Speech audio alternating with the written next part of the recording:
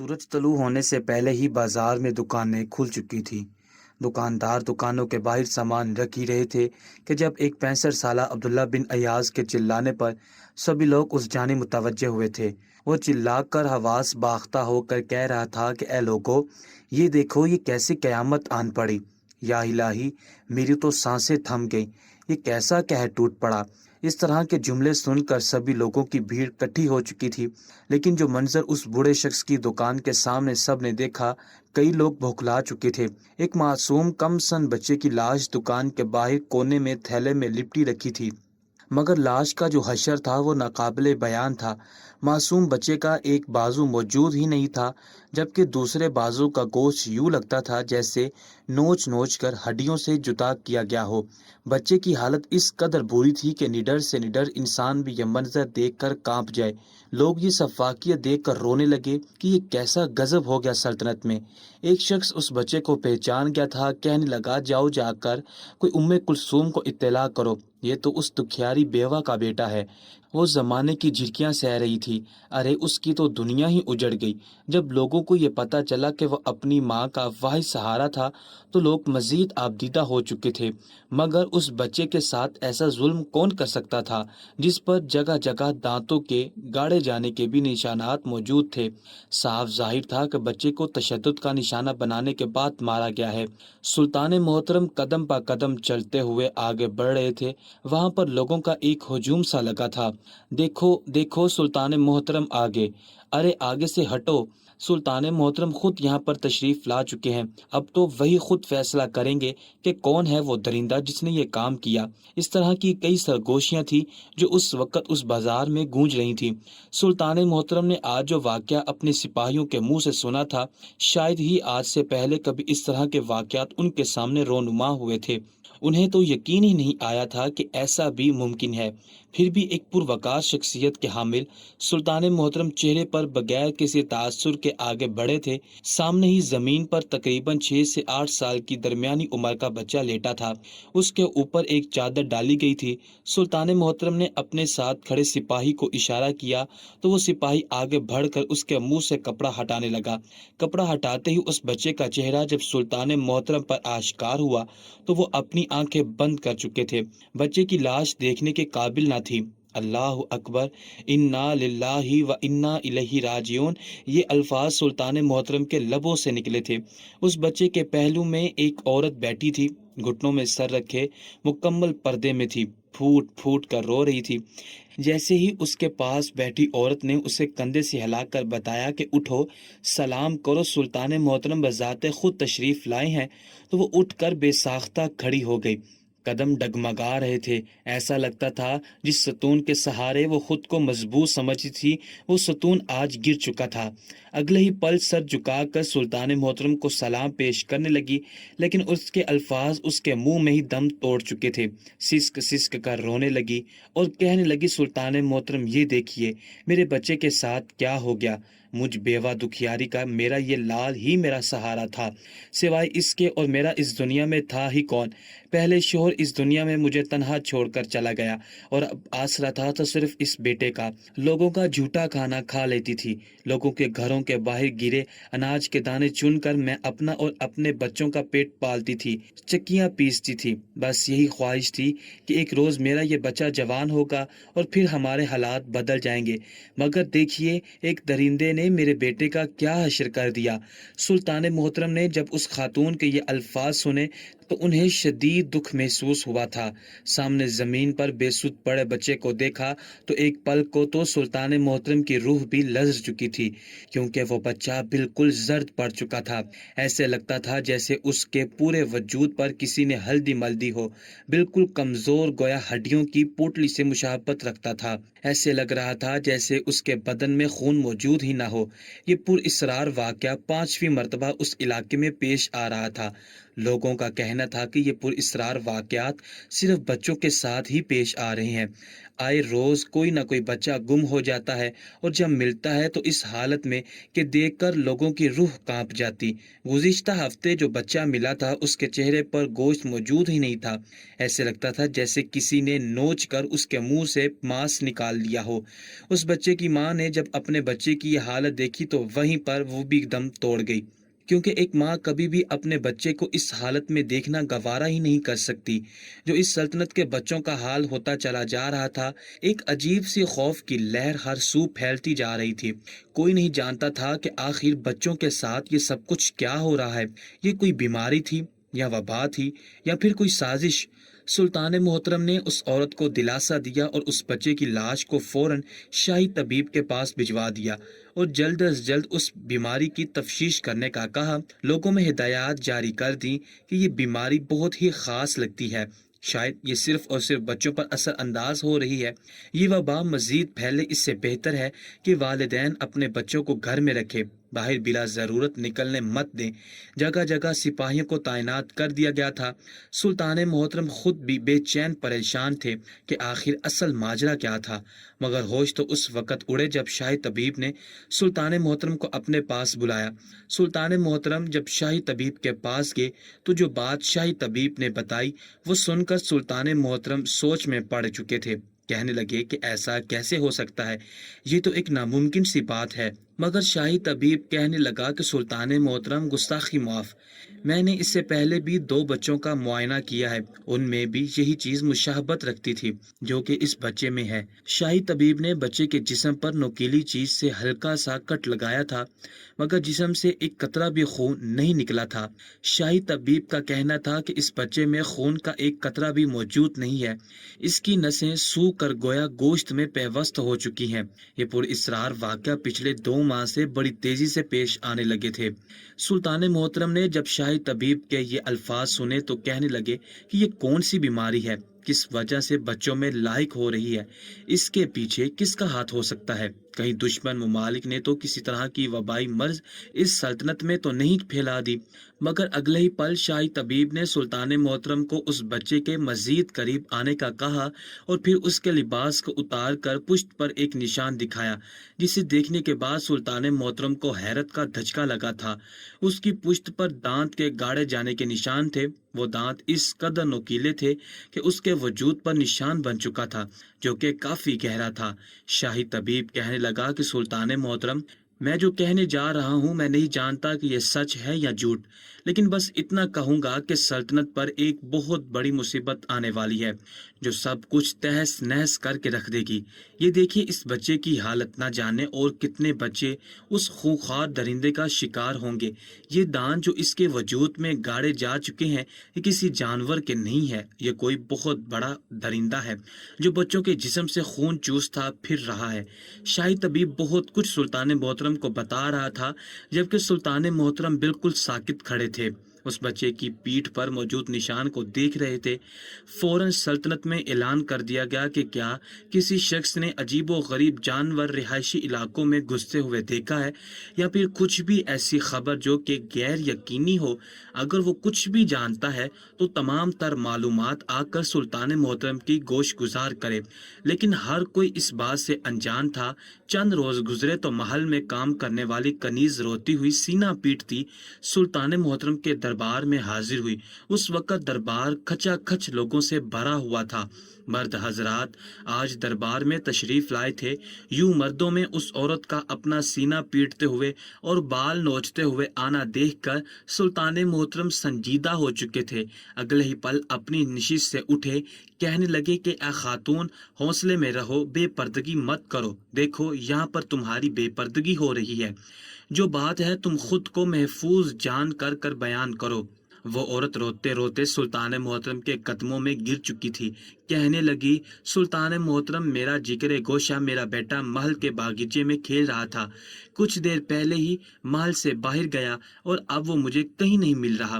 کہیں اس خونخوار درندے نے میرے بچے پر حملہ تو نہیں کر دیا جو پچھلے کئی مہینوں سے بچوں کے خون چوس رہا ہے۔ اگلے ہی پل دربار میں چہم گوئیاں ہونا شروع ہو چکی تھی۔ سبھی لوگ گھبرا چکے تھے۔ سلطان محترم نے فوراً سپاہی سپاہیوں کو بھیجا لیکن وہ بچہ کہیں نہیں ملا تھا۔ وہ عورت رو رو کر بے حال ہو چکی تھی، جبکہ ٹھیک 3 روز بعد کنیز کا بچہ محل کے باہر گرا ملا تھا۔ سلطان محترم فجر کی نماز ادا کرنے کے بعد چہل قدمی کے لیے باغیچے میں آئے تھے، لیکن عین اسی وقت ایک گھڑ سوار محل کے عقبی جانب سے گھوڑے کو ہانک لگاتا گیا تھا۔ سلطان محترم تشویش میں مبتلا ہو کر محل کے اس جانب گئے تھے کہ جب ایک جانب کو دروازے کے پاس انہیں تھیلا پڑا دکھائی دیا۔ سلطان محترم نے آس پاس دیکھا، سپاہی بھی چوکنا ہو کر کھڑے تھے۔ جب اس پوٹلی کو کھولا گیا تو اس میں کنیز کا بیٹا موجود تھا۔ سلطان محترم کے وجود میں ایک مرتبہ تو کپ کپی سی طاری ہو چکی تھی، کیونکہ اس بچے کا رنگ بالکل زرد پڑ چکا تھا۔ وہ ایک صحت مند لڑکا تھا، لیکن اس کی ہڈیاں اس قدر واضح ہو چکی تھی کہ وہ پہچان میں نہیں آتا تھا۔ جب بچے کو پوٹلی سے نکال کر دیکھا گیا تو سلطان محترم فوراً نظر پھیر چکے تھے۔ ان جیسے ایک مضبوط اعصاب کے مالک سلطنتوں کے بادشاہ کے لیے بھی یہ منظر انتہائی دردناک تھا، کیونکہ اس کے بچے کے دل کی جگہ پر ایک بہت بڑا سوراخ موجود تھا۔ یہ صاف ظاہر تھا کہ اس بچے کا دل نکال لیا گیا تھا۔ اس کی پسلیاں صاف دکھائی دیتی تھی، اس کے چہرے پر خروچے جانے کا نشان تھا۔ ایسے لگتا تھا کہ بڑی فرصت کے ساتھ بچے پر تشدد کر کے اس کے وجود سے اس کا دل نکال لیا گیا ہے۔ نہ جانے جس وقت اس بچے کے سینے سے دل نکالا گیا وہ زندہ بھی تھا یا مر چکا تھا۔ نہ جانے کس قدر اسے تکلیف ہوئی ہوگی۔ سلطان محترم کے ذہن میں جیسے ہی یہ سوالات آئے تو وہ آگ دیدہ ہو چکے تھے۔ ان کی آنکھوں سے آنسو گرنے لگے۔ آخر یہ کیسی مصیبت سلطنت پر آ چکی تھی؟ سلطان محترم دل ہی دل میں استغفار کا ورد کرنے لگے، اپنے رب سے دعا کرنے لگے کہ میرے مالک رحم فرما، یہ کیسی کڑی ہے جو مجھ سے سلجھ نہیں رہی۔ لوگ اب مجھ سے طرح طرح کے سوالات کرنے لگے ہیں اور میں جواب دینے سے قاصر ہوں۔ لوگ مجھ سے انصاف چاہتے ہیں، لیکن میں ابھی تک یہ نہیں سمجھ پا رہا کہ بچوں کے ساتھ اس طرح کا رویہ رکھ کون رہا ہے۔ کنیز نے جب اپنے بچے کا آخری دیدار کیا تو گش کھا کر گر چکی تھی۔ بد دعائیں دینے لگی کہ خدا غارت کرے ان لوگوں کو جنہوں نے میری گود اجاڑ دی۔ لوگ کافی پریشان رہنے لگے تھے۔ سلطان محترم کی بھی راتوں کی نیند اڑ چکی تھی۔ آخر اصل ماجرا کیا تھا؟ وہ کون سا جانور تھا جو بچوں کے جسم سے خون چوس رہا تھا اور ابھی تک کسی کی پکڑ میں بھی نہیں آیا تھا؟ اب تک کے فیصلوں میں سے سلطان محترم کے لیے فیصلہ بڑا ہی مشکل تھا۔ سلطان محترم کے حکم سے سلطنت میں اعلان کر دیا گیا کہ والدین اپنے بچوں کو گھر میں ہی رکھیں، بچوں کو گھر سے باہر نہ نکالیں، اور اسی کے ساتھ یہ بھی کہا گیا کہ اگر کوئی بھی شخص غیر مناسب حرکت ہوتی دیکھتا ہے یا پھر کسی ایسے شخص کو دیکھتا ہے جو بچوں کو اغوا کر کے اپنے ساتھ لے جا رہا ہے تو فوراً سلطان محترم کے سپاہیوں کو خبر کر دی جائے جو جگہ جگہ موجود تھے۔ اس روز رعایا ایک بڑی تعداد میں سلطان محترم کے پاس دربار میں تشریف لائے تھے۔ مرد، عورتیں، بچے سبھی ہاتھ جوڑ کر سلطان محترم کے پاس کھڑے تھے۔ کہنے لگے، سلطان محترم ہمیں انصاف چاہیے، کس نے ہمارے گھروں کے چراغ کو بجھا دیا؟ ہم بدلہ لینا چاہتے ہیں۔ ہمارے بچوں کو اس بے دردی سے قتل کر دیا گیا ہے اور جس طرح سفاکیت اور بربریت کا اظہار کر کے انہیں قتل کیا گیا ہے، بے شک یہ کسی انسان کا کام تو نہیں لگتا۔ ان کے وجود پر لمبے نوکیلے دانتوں کے گاڑے جانے کے نشان ہیں۔ آخر ابھی تک وہ شخص پکڑ میں کیوں نہیں آیا جو یہ سب کچھ کرتا پھر رہا ہے؟ کئی طرح کی قیاس آرائیاں تھی جو وہاں پر ہو چکی تھی۔ سلطان محترم کا ذہن الجھ چکا تھا۔ لوگوں سے کہنے لگے کہ آپ لوگ اپنے گھروں کو جائیں۔ 7 دن کے اندر اندر میں وعدہ کرتا ہوں، خدا کو حاضر و ناظر جان کر کہتا ہوں کہ آپ سب کے سامنے اس شخص کو لا کر رہوں گا، چاہے پھر وہ انسان ہے یا پھر کوئی درندہ، جس کی وجہ سے بچوں کے ساتھ اس قدر ظلم ہوا ہے۔ سبھی لوگ روتے شکوہ کرتے وہاں سے جا چکے تھے۔ سلطان محترم خود بھی بڑے بے چین تھے۔ اپنے کمرے میں گئے اور جائے نماز بچھا کر خدا کے حضور التجا کرنے لگے۔ وہ کسی چھوٹے بچے کی مانند سسک سسک کر اپنے رب کے حضور رو رہے تھے۔ ان کی ریش آنسوؤں سے بھیگ چکی تھی۔ روتے ہوئے بس اپنے رب سے یہی دعا کر رہے تھے کہ اے میرے رب، اپنے حبیب کے صدقے میری مدد فرما، میں ایک کمزور انسان ہوں، میری مدد فرما۔ آخر کون ہے وہ شخص جو بچوں کو اس قدر ظلم کا شکار کر رہا ہے؟ سلطان محترم کتنے ہی دیر روتے رہے، اپنے رب کے حضور التجا کرتے رہے اور پھر اپنے کمرے سے باہر نکلے तो एक मर्तबा फिर वो अपने रब के बरगुज़ीदा बंदे होने के साथ साथ एक सल्तनत के बादशाह के तौर पर बाहर आए थे। इस मर्तबा वजीर को बुलाया और ये ऐलान करने का कहा कि सल्तनत में ऐलान कर दो, जो भी थोड़ी बहुत भी खबर आकर सुल्तान मोहतरम को पहुंचाएगा उसे इनाम से नवाजा जाएगा। जल्द ही यह खबर सल्तनत में फैला दी गई। पूरा दिन गुजर चुका था लेकिन अभी तक कोई भी शख्स किसी भी तरह की खबर लेकर महल में नहीं आया था। दरबार का वक्त भी खत्म हो चुका था। जैसे ही सभी लोगों को सुल्तान मोहतरम ने भेजा और खुद चहलकदमी करते हुए महल की जानिब आने लगे, तो तभी एक सिपाही धीरे धीरे चिल्लाता सुल्तान मोहतरम के करीब आया। थोड़ा घबराया हुआ भी लग रहा था। सुल्तान मोहतरम ने उसके चेहरे की संजीदगी और परेशानी भांप ली थी। सवाल करने लगे कि बताओ क्या बात है, क्या तुम इस मामले के बारे में कुछ जानते हो? वो सिपाही थोड़ा घबरा गया और आसपास नजर दौड़ाकर कहने लगा कि सुल्तान मोहतरम, मुझे आपसे बहुत ज़रूरी बात करनी है। शायद इससे आपको कोई मदद हो सके, लेकिन जो भी मालूमात है वो मैं नहीं जानता बल्कि मेरा छोटा भाई जानता है, जिसकी उम्र 15 साल है। वो जिस कदर घबराया हुआ ये बता रहा था, सुल्तान मोहतरम भी तशवीश में मुब्तला हो गए थे। सुल्तान मोहतरम कहने लगे कि फौरन अपने भाई को यहाँ पर लेकर आओ, मगर वो सिपाही घबराए हुए अंदाज में कहने लगा कि सुल्तान मोहतरम, बाखुदा मुझे इनाम की लालच नहीं है, बस अपने छोटे भाई की जिंदगी की परवाह है। उसने कुछ ऐसा देख रखा है कि जिसे देखने के बाद उसकी तबीयत काफ़ी ख़राब रहने लगी है। हर वक्त रोता रहता है, कांपता रहता है, आंखें बंद करता है तो चिल्लाने लगता है, बस आंखें खोलकर घर के कोने में कपकपाता रहता है। मेरी बीवी उसे छोटा भाई समझकर बहुत ज्यादा ख्याल रखती है और मैं यहाँ पर आपके महल में आ जाता हूँ, मगर मुझे लगता है कि वो ऐसा जरूर कुछ जानता है जो जानकर आप यकीनन उस शख्स तक पहुँच जाएंगे जो बच्चों को इस नौबत तक पहुँचा रहा है। सुल्तान मोहतरम ने उसकी बात सुनी तो कहने लगे कि ठीक है, आज रात मैं तुम्हारे घर आऊंगा, मेरी मेहमान नवाजी के लिए तैयार रहना। वो सिपाही भी खुश हो चुका था, वहां से चला गया। उस रात नमाज इशा अदा करने के बाद सुल्तान मोहतरम ने अपना भेष एक आम शख्स की तरह बदला और अपने चेहरे पर नकाब करके अपने घोड़े पर सवार हुए और उस जानिब को रवाना हो गए जहां पर वो सिपाही रहता था। कुछ ही देर की मुसाफत तय करने के बाद सुल्तान उस इलाके में पहुंच चुके थे जहां पर वो सिपाही पनाह गुज़ीर था। घोड़े को बाहर ही खड़ा किया और दरवाजे पर दस्तक देने लगे। दरवाजे पर दस्तक देते ही सिपाही दरवाजा खोल चुका था। सुल्तान मोहतरम को देखकर फौरन झुककर सलाम किया और फिर उन्हें घर में ले आया। कहने लगा, सुल्तान मोहतरम, इस कमरे में मेरा भाई मौजूद है, किसी से कुछ बात नहीं करता, बस डरता रहता है, रोता रहता है। सुल्तान मोहतरम के हाथ में तस्बीह मौजूद थी। वो जब उस कमरे में गए तो उस लड़के की हालत देखकर ये तो अंदाजा हो ही चुका था कि किसी ने जो कुछ भी किया है वो इंतहाई भयानक था। तभी तो इस लड़के की हालत इस कदर खराब हो चुकी है। सुल्तान मोहतरम अपने चेहरे पर नकाब किए उस लड़के के पास गए जो घर के कोने में बैठा कांप रहा था। उसके पास खाना पीना जूं का तू ही पड़ा था, लेकिन वो उसे हाथ तक नहीं लगा रहा था।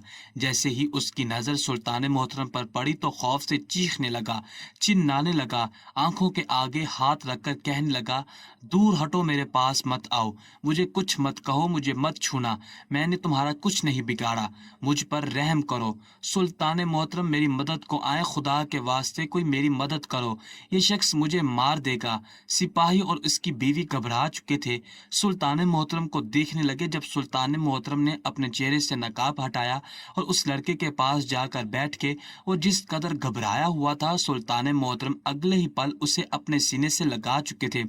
अपने हाथ में मौजूद तस्बीह पर कुछ पढ़ने लगे और फिर वो तस्बीह उस लड़के के सर पर रखकर हवा में एक सांस खारिज कर चुके थे।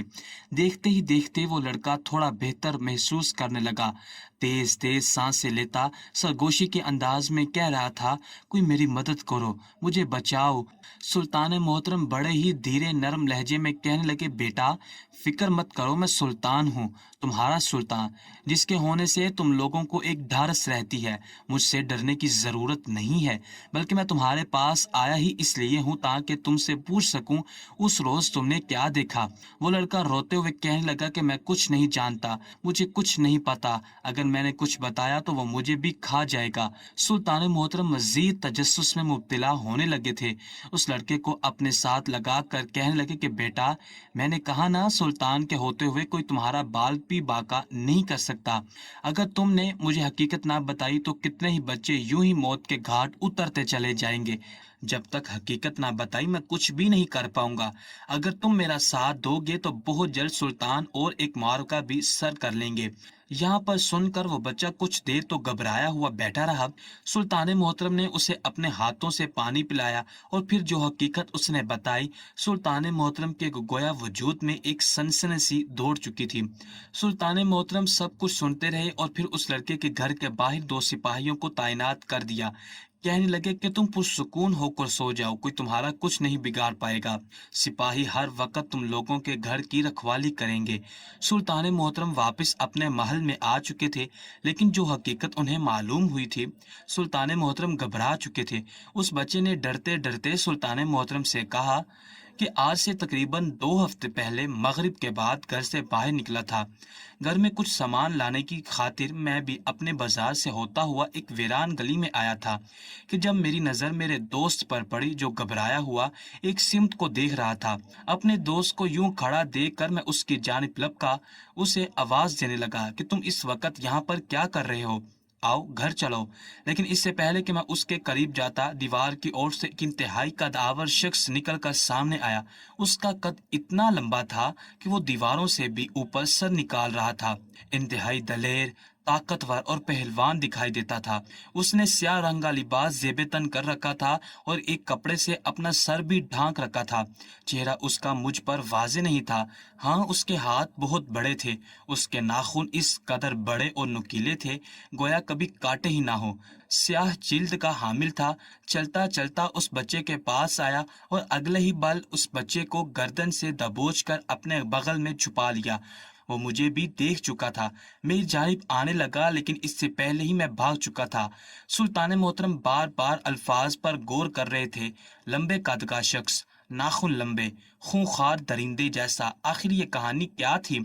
सुल्तान मोहतरम ने जब सारी मालूमात वजीर के गोश गुजार की तो वजीर कहने लगा, सुल्तान मोहतरम गुस्ताखी माफ हो, लेकिन मुझे तो यूं मालूम होता है जैसे ये कोई आदमखोर शख्स है जो हमारी सल्तनत में दाखिल हो चुका है, जिसे बच्चों का गोश्त खाने की लत लग चुकी है और वो बच्चों का गोश्त खाता फिरता है।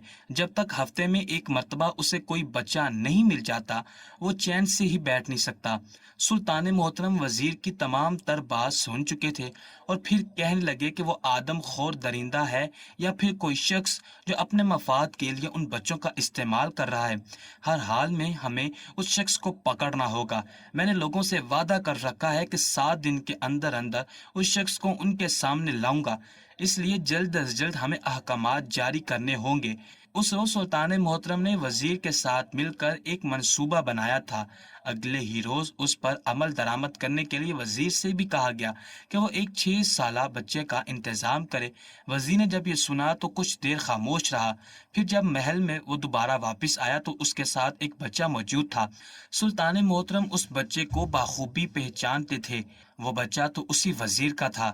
सुल्तान मोहतरम कहने लगे कि तुम अपना बच्चा यहाँ पर क्यों ले आए हो? तो वजीर कहने लगा, सुल्तान मोहतरम, अगर मैं अपना बच्चा इस मंसूबे में इस्तेमाल करूंगा तो मुझे लगता है कि मैं मजीद चौकन्ना होकर रह सकूंगा।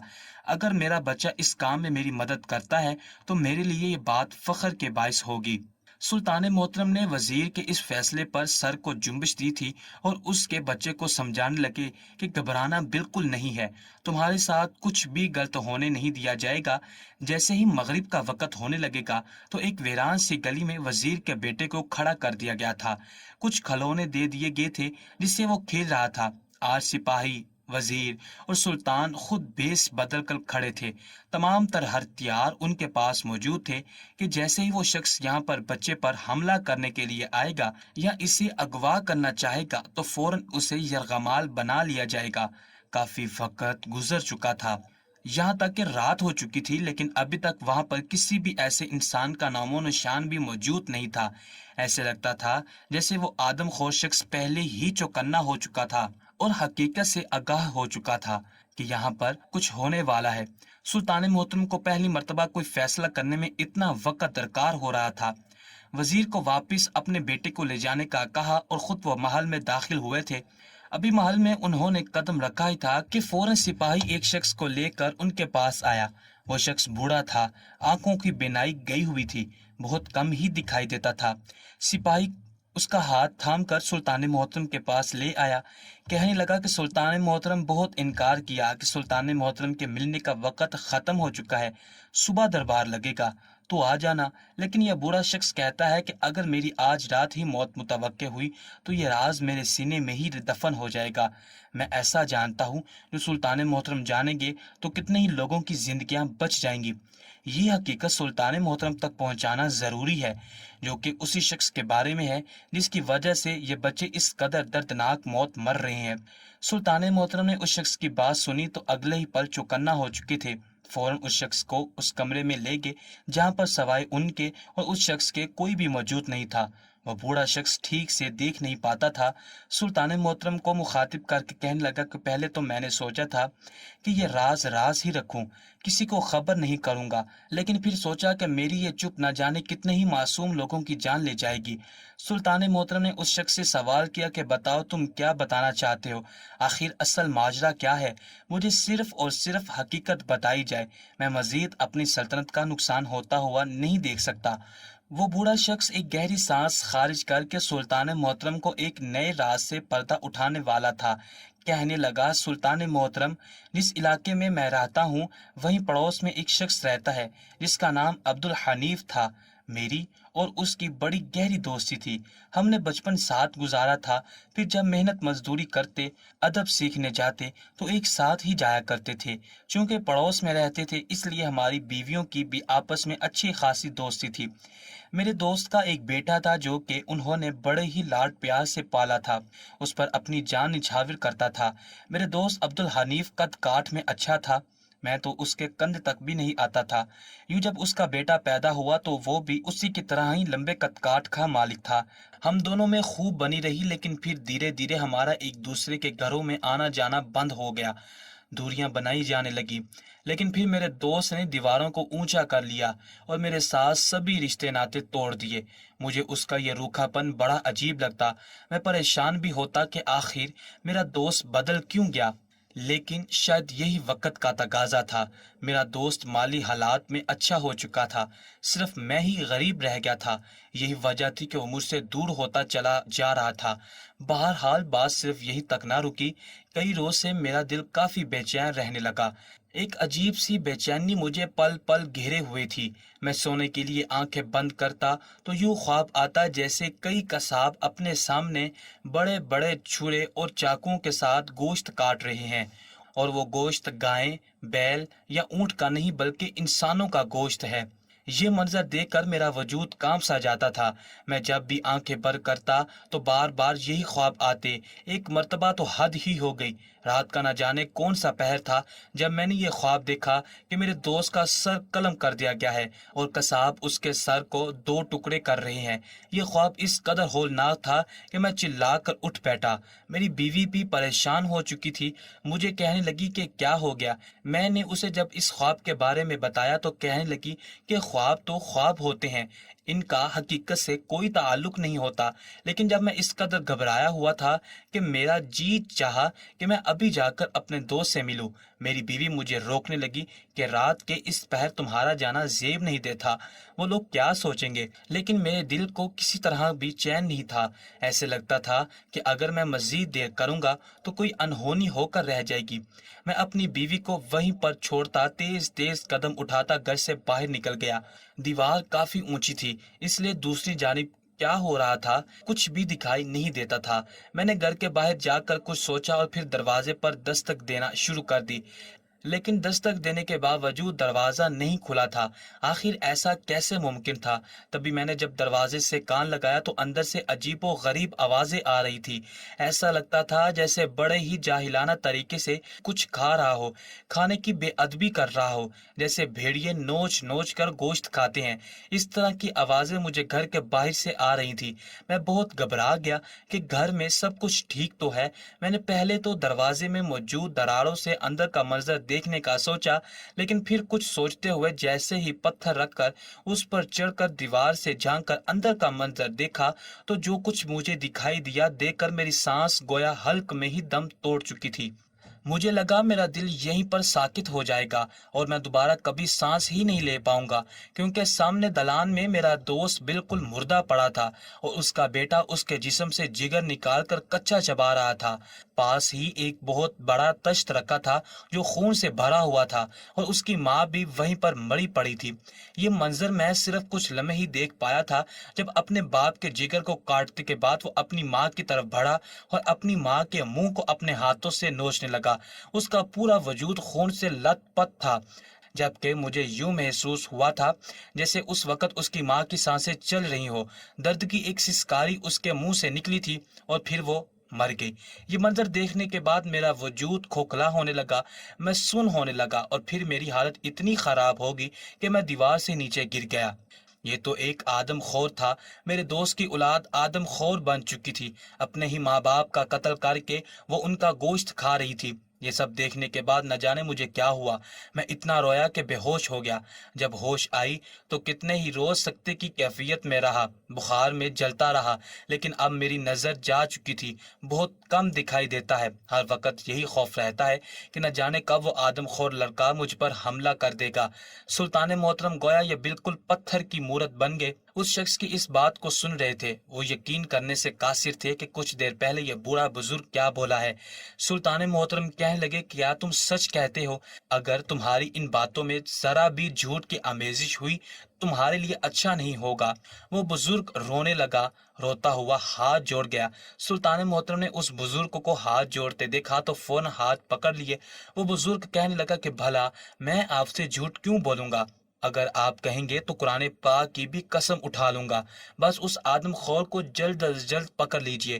میں نہیں جانتا کہ اس کے ساتھ کیا ہوگا، لیکن اس روز کے بعد میں نے دوبارہ اسے کبھی نہیں دیکھا۔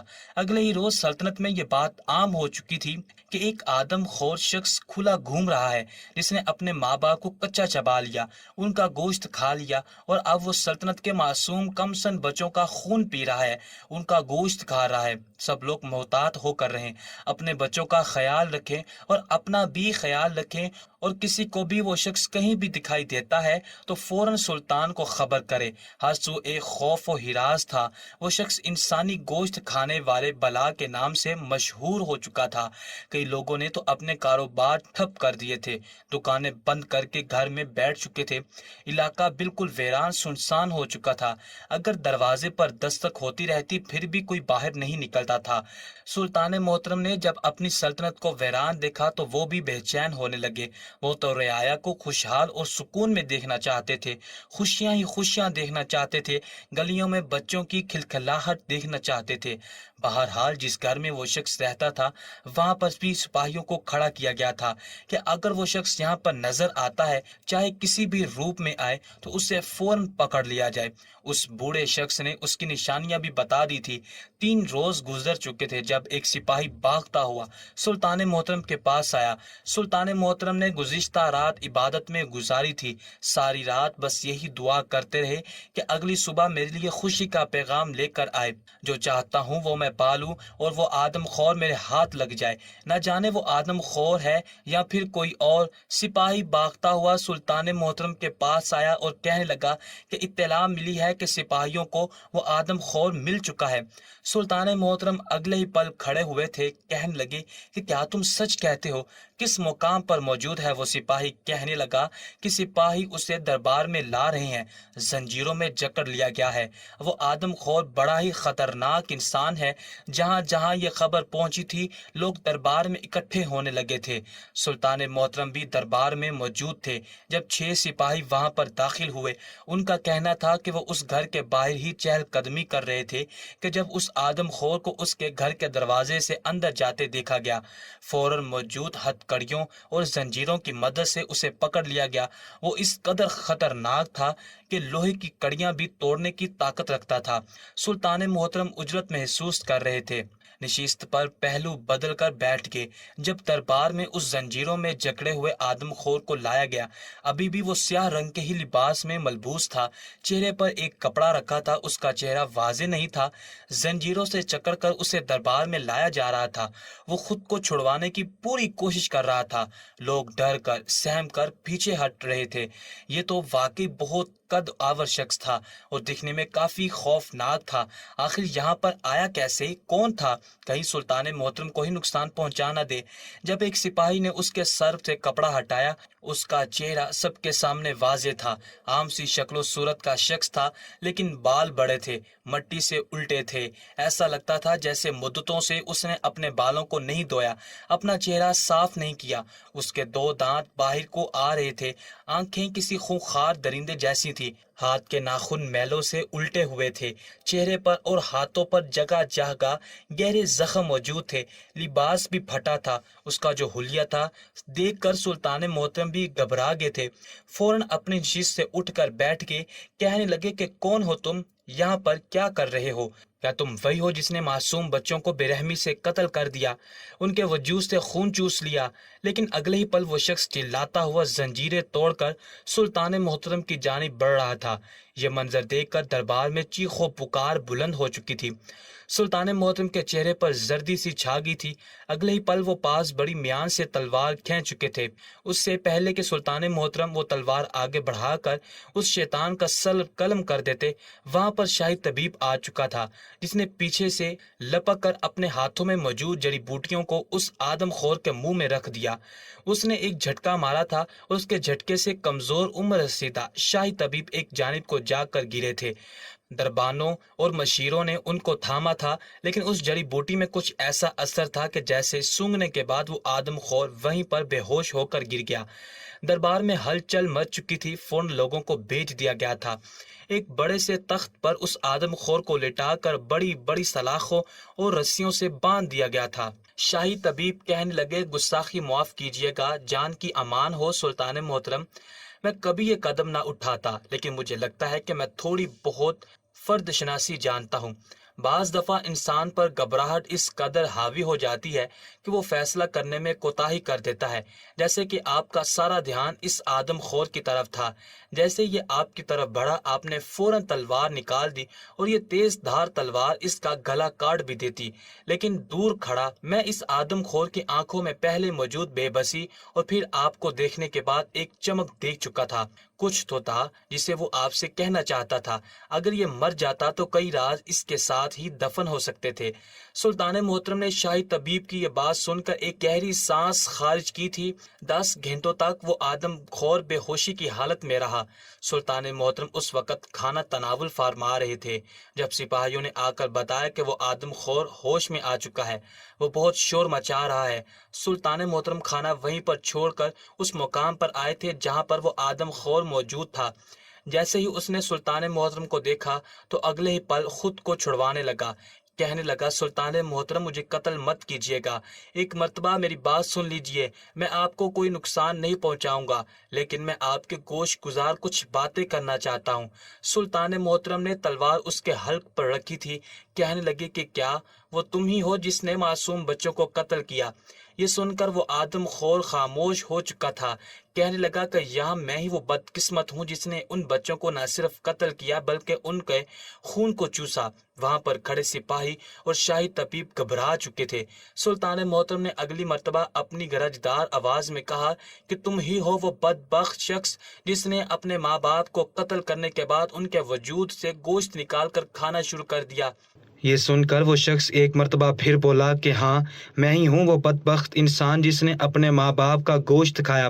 سلطان محترم نے اگلے ہی پل تلوار اس کی گردن پر مارنا چاہی تھی، لیکن عین موقع پر جو کچھ وہ آدم خور بولا سن کر سلطان محترم کے وجود میں ایک سنسنی سی دوڑ چکی تھی۔ کچھ ایسے الفاظ بیان کر رہا تھا۔ سلطان محترم نے تلوار زمین پر پھینک دی تھی۔ وہ اس کے قریب چلے آئے تھے۔ شاہی طبیب نے ایک تشت میں کچھ خاص جڑی بوٹیاں اس کے پاس رکھی تھی جن کی مہک بہت خوشگوار تھی۔ وہ جو کچھ بولتا چلا جا رہا تھا، سلطان محترم کی آنکھوں میں آنسو آنے لگے تھے۔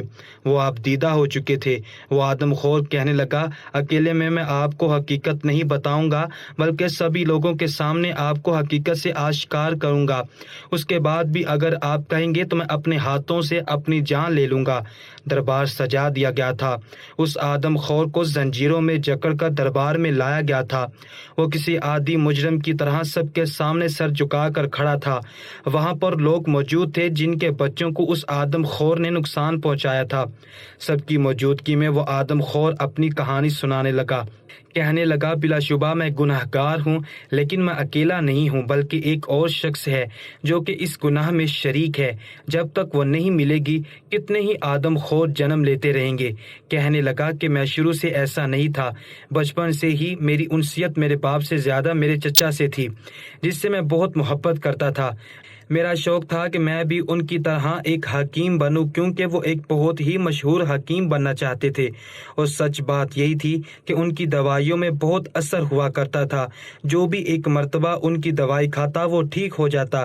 مگر پھر دھیرے دھیرے یہ بات واضح ہو گئی کہ میرے چچا کی بنائی دوا اچھی نہیں ہوتی۔ وہ میرے والد کو پیسے بھی دیا کرتے تھے جن سے میرے والدین کے بھی حالات اچھے ہونے لگے۔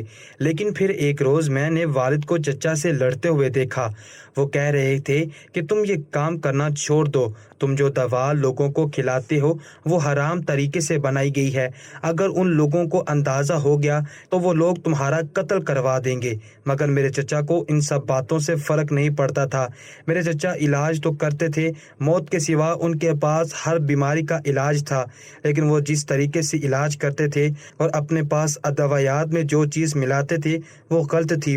وہ 50 سال پرانی قبروں سے مردوں کی ہڈیاں نکال کر انہیں پیس کر ایک پاؤڈر ملاتے تھے اور پھر اسے مختلف ادویات میں شامل کیا کرتے تھے کہ انہوں نے ادویات کو کھانے والے بھی کسی نہ کسی بیماری سے شفایاب ہو جاتے تھے۔ میرے والد اس بات کے سخت خلاف تھے۔ میں نے بھی اپنے چچا کے بارے میں یہ حقیقت دیکھی تو مجھے ان سے نفرت سی ہونے لگی۔ پہلے جو میں اپنے چچا کے ساتھ رہتا تھا میں نے بھی ان سے اپنا ہر رشتہ ناتا توڑ دیا۔ میں اپنے چچا سے کہنے لگا کہ مجھے آپ کے ساتھ رہنا ہی نہیں ہے، میں اپنے ماں باپ کے پاس واپس جا رہا ہوں۔ چچا کو یہ بات اس قدر بری لگی کہ وہ غصے میں کہنے لگے کہ تجھے میں نے اپنا بنا کر پالا پوسا تھا، سوچا تھا کہ تم میرے ساتھ وفا کرو گے، میری اولاد بن کر رہو گے، لیکن تم بھی اپنے باپ کی طرح بے وفا اور غدار نکلے۔ میں تم لوگوں کو برباد کر دوں گا۔ چچا نے میرے والد کو بھی دھمکی دی تھی کہ اسے چھوڑ کر نہ جاؤ ورنہ تمہارا بیٹا اپنے ہاتھوں سے تم لوگوں کو قتل کر دے گا۔ میرے والد نے ان کی ایک نہیں سنی تھی اور مجھے اپنے گھر لے آئے تھے، لیکن گھر لانے سے پہلے میرے چچا نے مجھے ایک مشروب پلایا تھا۔ کہنے لگے کہ جانے سے پہلے اپنے چچا کے ہاتھ سے آخری مشروب پی جاؤ، اس کے بعد میرا تم سے کوئی تعلق نہیں، یہ سمجھوں گا کہ میرے لیے تم مر گئے ہو۔ میں نے چچا کے ہاتھوں سے مشروب پینے سے انکار کیا تو انہوں نے مجھے دھکا دے دیا۔ میں جہاں دیوار پر جا ٹکرایا تھا وہاں دیوار پر ایک تھیلی میں کچھ جڑی بوٹیاں تھیں جنہیں سونگھنے کے بعد مجھے ایک عجیب سا نشہ محسوس ہونے لگا۔ میں گھر تو آ گیا لیکن بار بار یوں دل کرتا جیسے میں ہر وقت گوشت کھاتا رہوں۔ بار بار اپنی مٹھیاں بیچتا، اپنے دانت پیستا، میرے منہ سے پانی ٹپکتا رہتا۔ ایک وقت وہ بھی آیا جب میرے ذہن میں یہ بھی خیال آنے لگا کہ میں اپنے ماں باپ کا گوشت کھاؤں، چکھوں، اور پھر میں نے ایک رات اپنے ماں باپ پر ہی حملہ کر دیا۔ میں نے اپنے ہاتھوں سے ان کا گوشت کھایا تھا اور یوں یہ لت پڑتی چلی گئی۔ میرے ماں باپ میرے ہی ہاتھوں مارے جا چکے تھے اور میں چاہ کر بھی خود کو روک نہیں پاتا تھا۔ ایسے لگ رہا تھا جیسے میرے سارے احساسات مر چکے ہیں۔ لوگوں نے میرے ماں باپ کو دفنا دیا۔ میرا چچا بھی آیا تھا لیکن پھر اس نے آئے روز مجھے وہ جڑی بوٹیاں کھلانا شروع کر دیں۔ میں لت میں ڈوبتا چلا گیا۔ میں یہ سب کچھ نہیں کرنا چاہتا تھا، لیکن جب بھی کمسن بچوں کو دیکھتا تو میری رال ٹپکنے لگتی۔ جی چاہتا کہ میں ان بچوں کو کچا کھا جاؤں۔ میں خدا کی قسم کھا کر کہتا ہوں میں نے جان بوجھ کر یہ سب کچھ نہیں کیا۔ میرا چچا ان سب کا اصل مجرم ہے۔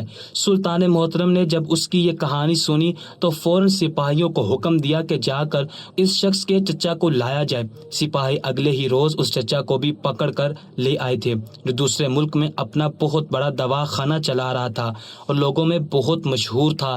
لوگوں نے جب اس کی حقیقت جانی تو اسے ملامت کرنے لگے، لعن طعن کرنے لگے۔ سلطان محترم کے سپاہیوں نے پیش کیا اور تلواروں کی نوک پر حقیقت پوچھی گئی۔ اس نے اعتراف جرم کر لیا تھا کہ میرا بھتیجا جو کچھ کہہ رہا ہے وہ سچ ہے۔ اگلے ہی پل سرعام اس آدم خور کے چچا کا سر قلم کر دیا گیا تھا۔ جبکہ وہ آدم خور اپنے چچا کے دھڑ سے خون نکلتا ہوا دکھنے لگا تو ایک مرتبہ پھر اس کا جی للچانے لگا۔ وہ کسی بھوکے بھیڑیے کی طرح آگے جا کر اپنے چچا کا خون پینے لگا۔ سپاہیوں نے اسے وہاں سے دور کر دیا۔ شاہی طبیب نے اپنے پاس موجود پہاڑی کی چوٹی سے لی گئی اس قسم کی جڑی بوٹیاں سنگانا شروع کر دیں۔ اس کی طبیعت کچھ بہتر ہو گئی۔ فوراً اسے ایسی دوا کھلائی گئی جس سے وہ پرسکون ہو جائے۔ جب سلطان محترم نے اس بارے میں سوال کیا تو شاہی طبیب کہنے لگا، ان جڑی بوٹیوں سے وقتی طور پر صرف آرام دلایا جا سکتا ہے، لیکن انسانی گوشت اس قدر لذیذ ہے کہ ایک مرتبہ جسے اس کی لت لگ جائے وہ کبھی بھی انسانی گوشت چکھنے بغیر نہیں رہ سکتا۔ جس وقت شاہی طبیب سلطان محترم سے بات کر رہے تھے، اندر کمرے میں موجود آدم خور سن چکا تھا۔ اس وقت دیوار پر لٹک رہی تلوار کو اٹھا کر اپنے حلق میں پیوست کر گیا۔ فضا میں خون کی پھوار نکلی تھی۔ اس کی آنکھوں میں آنسو تھے۔ مرنے سے پہلے اس نے صرف اتنا کہا تھا کہ میرے مر جانے سے اس سلطنت میں سکون آ سکتا ہے۔ میں مزید کسی کمسن کا قاتل نہیں بن سکتا۔ وہ اپنے ہاتھوں سے اپنے آپ کو قتل کر چکا تھا۔ سلطنت میں کتنے روس و گواری رہی۔ ایک عجیب سا اثر وہ شخص چھوڑ گیا تھا۔ اس شخص کو دفنا دیا گیا، لیکن لوگ ایک لمبے عرصے تک اسے اچھے نام سے یاد کرتے رہے، کیونکہ اس نے انسانیت کی خاطر ہی اپنے وجود کا خاتمہ کر لیا تھا تاکہ اس کی ذات سے مزید لوگ تکلیف و پریشانی نہ جھیل سکیں۔